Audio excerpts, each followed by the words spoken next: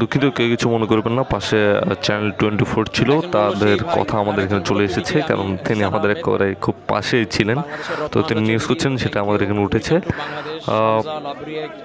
দেখতে পাচ্ছেন হামজা চৌধুরী 11:30 বাংলাদেশের যে সিলেটের আন্তর্জাতিক বিমানবন্দর সেখানে নেমেছেন এবং তার সকল প্রক্রিয়া ভিতরে চলছে। সকল প্রক্রিয়া শেষ করে তিনি বের হয়ে আসবেন এবং এখানে উপচে পড়া ভিড়। আসলে ভিআইপির সামনে এত ভিড় খুবই কম এখন পর্যন্ত, তবে বাহিরে অনেক ভিড় রয়েছেন। এখানে আইনশৃঙ্খলা বাহিনী কাজ করছে, তার সার্বিক নিরাপত্তার জন্য কিন্তু এখানে পুলিশ বাহিনী রয়েছেন। বাহিরে আর্মি রয়েছে, যদিও আর্মি তার সার্বিক নিরাপত্তার দায়িত্বে নয়।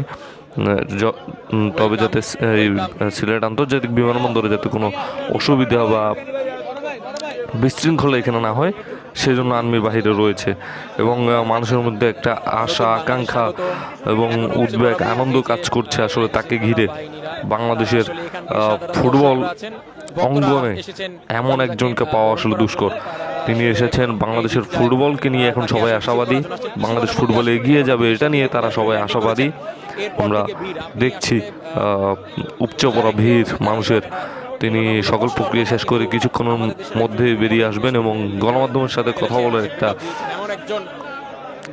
চেষ্টা আমরা চালাবো, যাতে আমরা তার সাথে কথা বলতে পারি। আমরা সবাই বুম রেখেছি, গণমাধ্যম রয়েছে, সাধারণ মানুষ রয়েছে, পুলিশ রয়েছে।